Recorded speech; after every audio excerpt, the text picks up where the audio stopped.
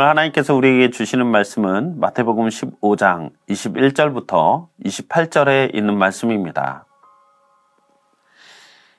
예수께서 거기에서 떠나서 두로와 시돈 지방으로 가셨다.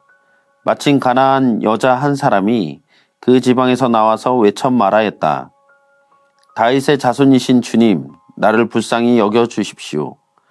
내 딸이 귀신이 들려 괴로워하고 있습니다. 그러나 예수께서는 한마디도 대답하지 않으셨다. 그때 제자들이 다가와서 예수께 간청하였다. 저 여자가 우리 뒤에서 외치고 있으니 그를 안심시켜서 떠나보내어 주십시오. 예수께서 대답하셨다. 나는 오직 이스라엘 집에 길을 잃은 양들에게 보내심을 받았을 따름이다. 그러나 그 여자는 나아와서 예수께 무릎을 꿇고 간청하였다. 주님, 나를 도와주십시오. 예수께서 대답하셨다. 자녀들의 빵을 집어서 개들에게 던져주는 것은 옳지 않다. 그 여자가 말하였다. 주님, 그렇습니다. 그러나 개들도 주인의 상에서 떨어지는 부스러기는 얻어먹습니다. 그제서야 예수께서 그 여자에게 말씀하셨다. 여자야, 참으로 내 믿음이 크다. 내 소원대로 되어라. 바로 그 시각에 그 여자의 딸이 나았다. 사랑하는 우리 미랄교회 모든 성도 여러분들, 혹시 여러분들 가운데 차갑게 거절당해 본 경험이 있으십니까? 다양한 방식으로 거절을 당한 경험이 있겠죠. 어느 회사에 지원을 했는데 전혀 소식조차 없는 경험, 어렵게 고민하고 부탁을 했는데 거절당함으로 인해서 받았던 무안함과 그 상처, 우리가 살아가는 삶의 현장 속에서 어쩌면 한 번쯤은 경험해 봤을지도 모르겠습니다.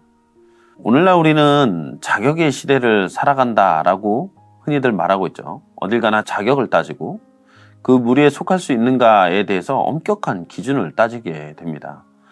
종교도 예외가 아니어서 어떤 생각을 가지고 있는가, 또 어디 출신이고 어떤 배경에서 공부하고 자라왔는가, 어떤 기준을 가지고 말과 행동을 하는가가 수많은 자격들, 그 기준들이 되어서 우리를 받아들이거나 또 거부당하고 있습니다. 오늘 우리가 살펴보고 있는 본문 바로 앞의 상황만 보더라도 당대 최고의 종교 전문가들이었던 예루살렘에 머물고 있던 바리새파 사람들과 율법 학자들이 등장을 하고 있죠. 그들은 손을 씻지 않고 빵을 먹는 예수님의 제자들을 보면서 장로들의 전통을 어긴 행동이고 그들은 부정하다라고 몰아세웠습니다. 그들에게 거룩의 기준은 손을 씻고 또 율법의 행위들을 지키는 것에 있었고 전통을 지키는 것이 유대인으로서 인정되고 받아들여지는 모습이었던 것이죠.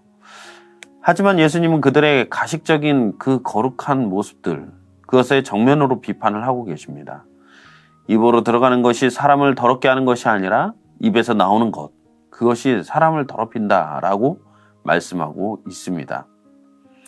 그리고 마침 그 말씀의 실천적 증거를 보여주기라도 하는 듯이 유대교가 정해놓은 모든 안전지대를 벗어나서 이방인의 땅으로 순수 찾아가셨습니다.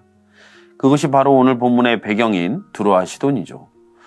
예수님이 가신 두로와 시돈이 어떤 곳입니까?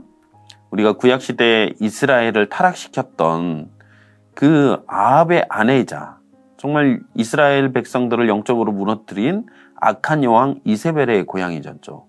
그리고 바알과 아세라의 그 숭배의 본거지였습니다. 유대인들에게 그곳은 지리적으로 유대의 경계 밖에 있는 이방 땅일 뿐만 아니라 영적으로도 어두운 곳이라 상징되는 곳이었던 거죠. 그런데 그곳에 예수님께서 찾아가셨습니다. 그리고 한 가나안 여인을 만나셨습니다.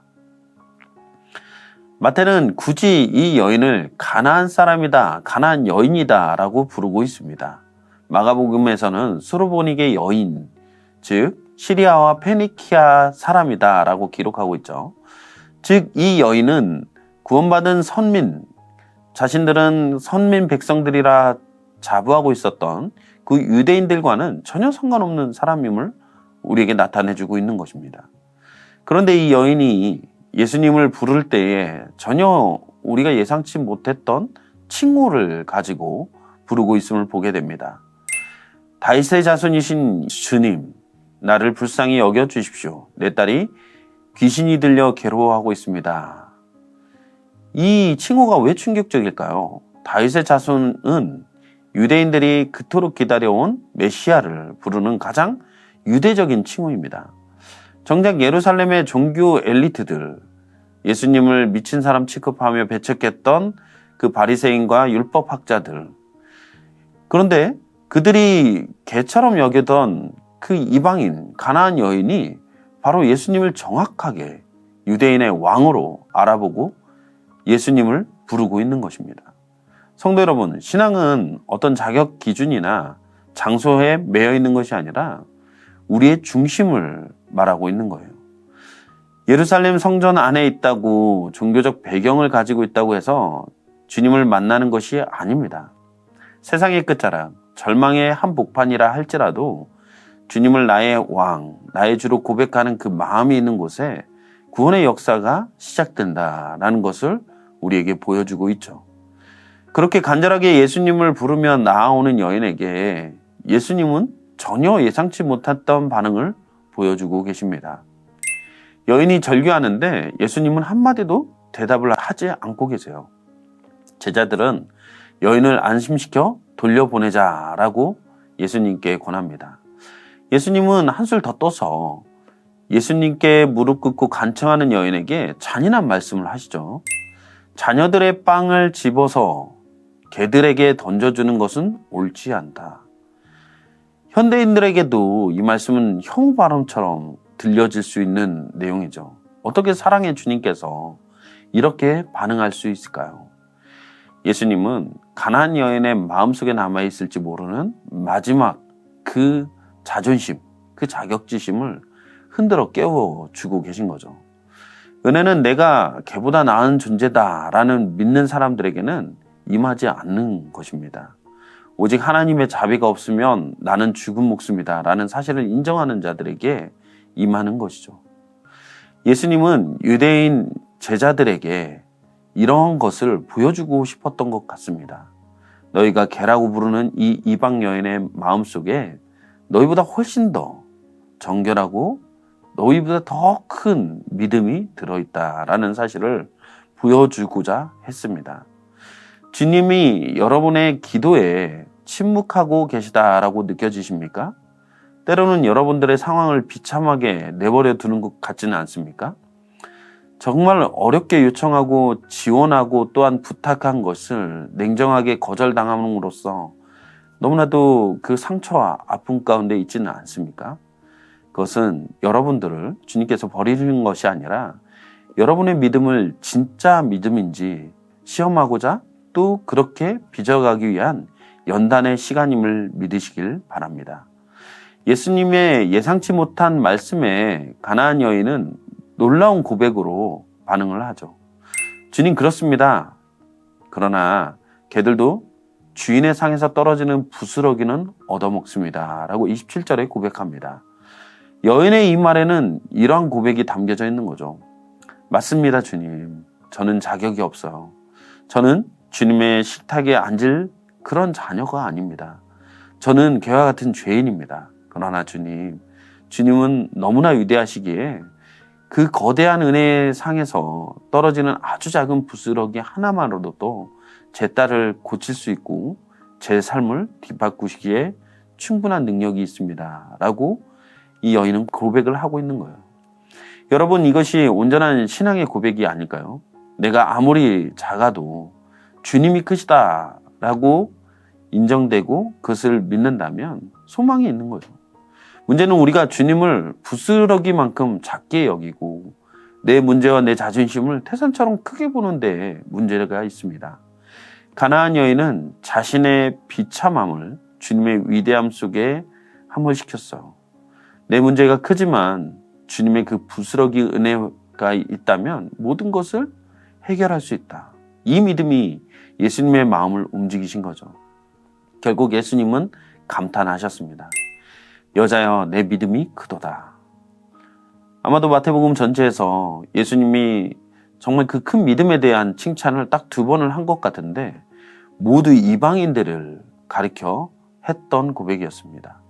본문 바로 뒤에 이어지는 내용을 우리가 살펴보면 여인이 원했던 그 부스러기에는 예수님이 광야에서 떡 7개로 그리고 물고기 2마리로 4,000명을 먹이시는 칠병이어의 기적으로 나타났습니다.